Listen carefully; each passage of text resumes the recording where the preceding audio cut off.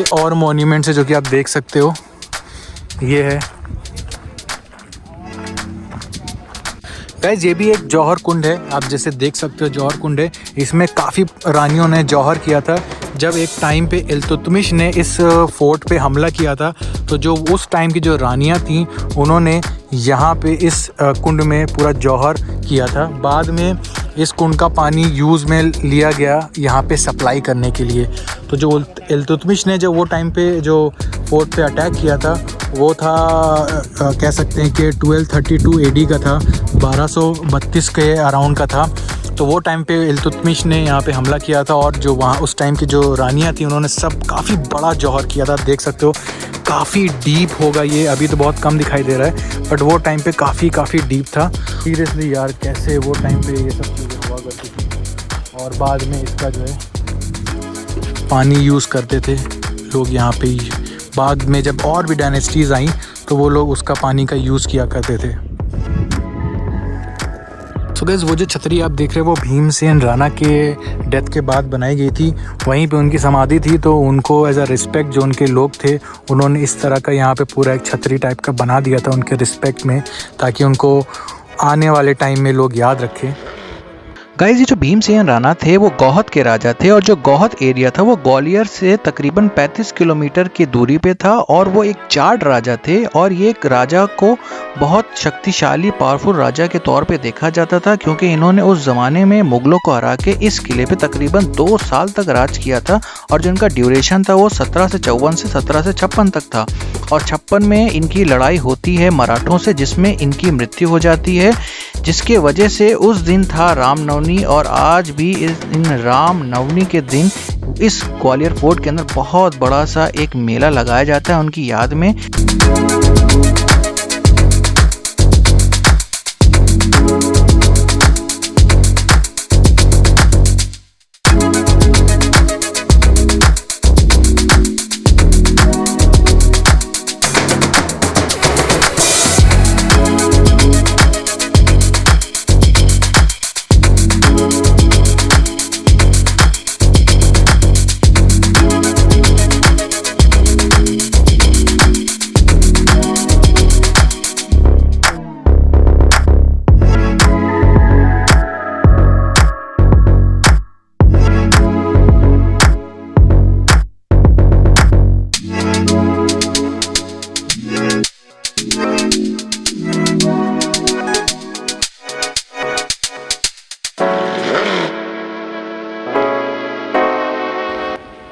विक्रम मंदिर और विक्रम महल के बगल में आप अगर देखेंगे तो यहाँ भी आपको एक स्ट्रक्चर दिखाई देगा। वो टाइम पे यहाँ पे मस्जिद बनवाई थी जो कि आज तो फ़िलहाल यूज़ में नहीं है, बट आप देख सकते हैं यहाँ पे।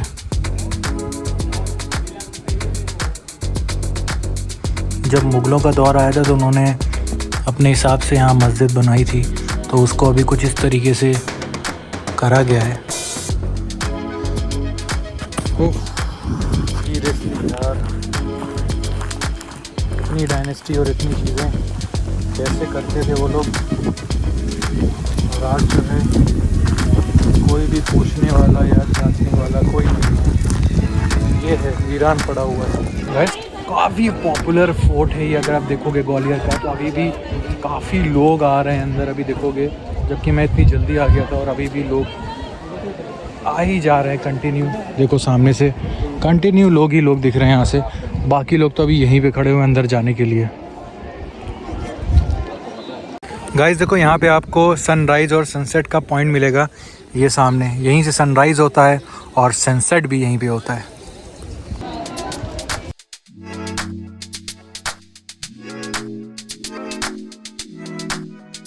सो गाइस, ये जो बिल्डिंग अभी आपने देखी ये उस ज़माने का मंदिर हुआ करता था जिसको बनवाया था राजा मान सिंह तोमर ने अपनी 8 रानियों के लिए।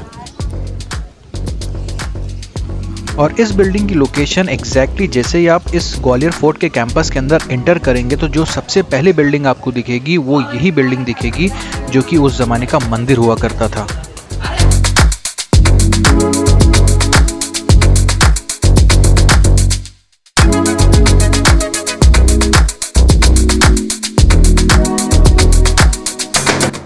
सो गाइस, जैसे इस बिल्डिंग के अंदर आप इंटर करेंगे तो जो इसका बहुत अट्रैक्टिव पार्ट है वो ये है कि इस बिल्डिंग के अंदर आपको इतने ढेर सारे पिलर्स दिखाई देंगे। और अगर इस पिलर्स की आप काउंटिंग करेंगे तो टोटल पिलर्स हैं 82 पिलर्स।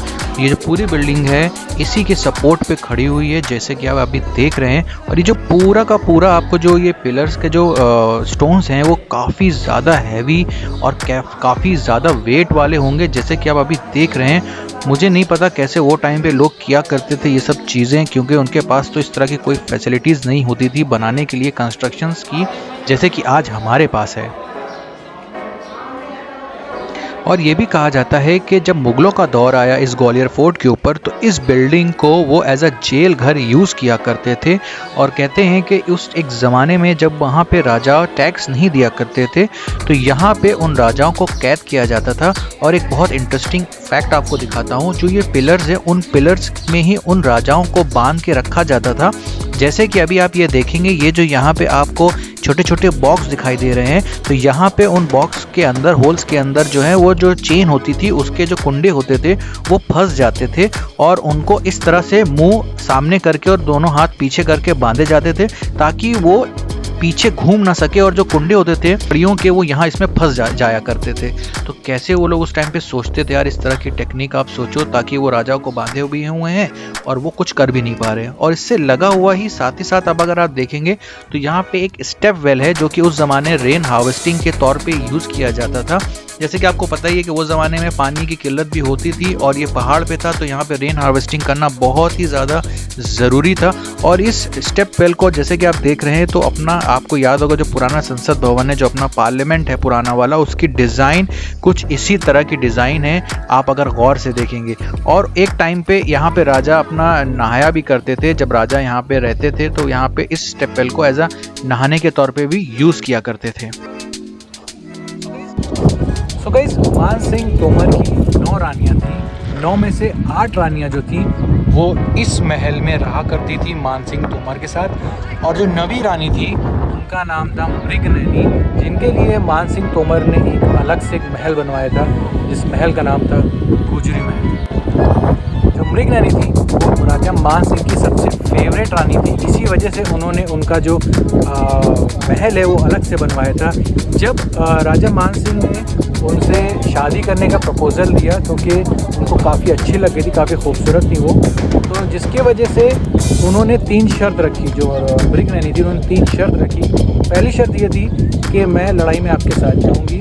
दूसरी कि जो नहाने का पानी जो यूज़ करती हैं वो उनके गांव से ही आएगा। तीसरी ये शर्त थी कि मैं आपके सब रानियों के साथ नहीं रहूँगी, मैं अलग रहूँगी।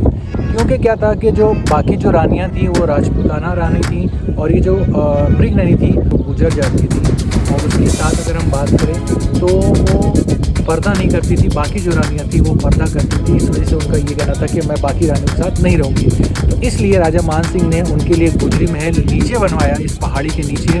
उसका रीज़न ये था कि जब उन्होंने बोला कि उनको पानी चाहिए, अपने गाँव का ही पानी चाहिए, और वो यहाँ से तकरीबन कुछ किलोमीटर दूर था, तो वो ज़माने में क्योंकि ये पहाड़ पे, जैसे मैंने बताया, ये पहाड़ी के ऊपर ही किला है, तो पानी को ऊपर कैसे लाया जाए वो बहुत डिफ़िकल्ट था। तो उन्होंने नीचे ग्राउंड पे बनवाया एक लेवल पे, जहाँ से उन्होंने उनके गांव से पाइप लाइन खिंचवाई और वहाँ का पानी उस किले में, उस महल में उनके आया करता था और उस पानी का यूज़ करती थी।